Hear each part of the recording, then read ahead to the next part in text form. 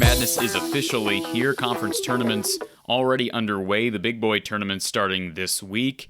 So with that being said, my final top 25 that actually makes sense of the season. We'll be focusing in on bracketology the rest of this week and certainly into next week once we get an official bracket released from the NCAA Tournament Committee. But with that being said, let's get to my top 25 that actually makes sense week 18, March 7th, 2022. Gonzaga not playing. They will play tonight in the West Coast Conference Tournament.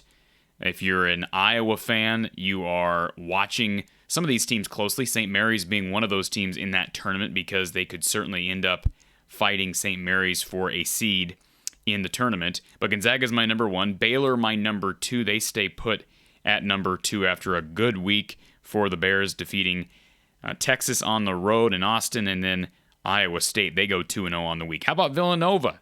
Up to number three. Villanova with the win against Providence and a workmanlike performance against Butler. Kentucky, they move up to number four with a win at Florida and over Ole Miss. Arizona, what a week for the Wildcats. I have been lower on Arizona and the Pac-12 as a whole all season, but you can't deny that Arizona is beginning to really stack up these wins. They move up 6 spots. They're up to number 5 in my poll after a blowout against USC on the road and two pretty routine wins against Stanford and Cal.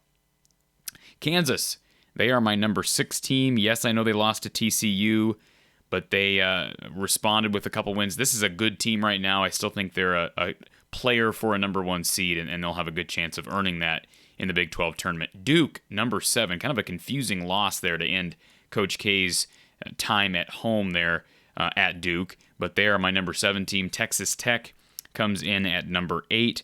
Texas Tech with a win against Kansas State, loss at Oklahoma State by just a point. Tennessee, they're playing good ball right now, up to number 9. They're vying for a 2 seed. Auburn, back into my top 10 at 27 and 4. Number 11, let's go to my number 11 team here. Number 11 is Providence. Providence, it's interesting, the Friars, they're kind of like Auburn in a way.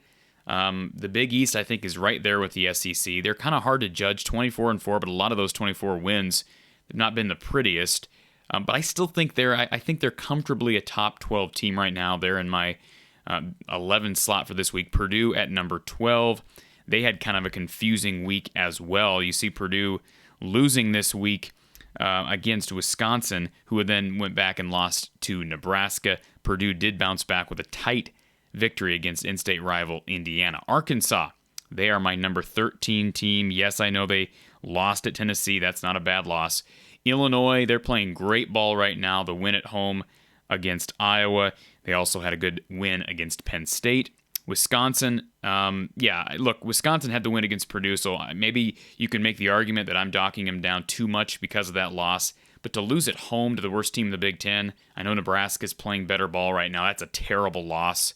They're down to number 15. UCLA playing good ball right now in the Pac-12, up to number 16. UConn at 17. Iowa, yes, they lost at Illinois, but if you watch that game and see how Iowa played, they're playing like a top 20 team right now. The win against Michigan looks even better now that the Wolverines came back, won on the road at Ohio State. Iowa's at an 18. North Carolina breaks into the poll. I tell you, I had a hard time after 18 finding teams to make up the rest of this top 25. I used to think it was maybe the top 8 and then everyone else. It might be like the top 18 and then everyone else. North Carolina at number 19, good win at Duke by double figures to spoil Coach K's big day. Texas at number 20. Texas didn't have a bad week. I mean, they lost against Baylor and Kansas. That's not a bad week, but they didn't win anything either. They're at number 20. Notre Dame is at 21. USC at 22. St. Mary's did not play. They'll play this week. They're at 23. Miami back into my poll at 24. Houston, they won twice in dominant fashion, which is what they should be doing in that conference, but then a double-digit loss against Memphis. So they are just in my top 25.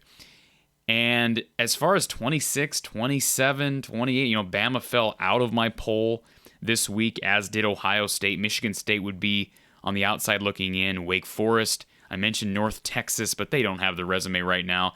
Murray State, that's the one people are probably going to bash me for. Murray State, just not dominant enough in my book. They got to prove it to me in the tournament. And I'm talking about the big boy tournament. Maybe they will prove me wrong, but the resume right now does not say top 25 resume, at least in my book. So that's my top 25 that actually makes sense for March 7th. Conference tournaments underway in many parts of the country.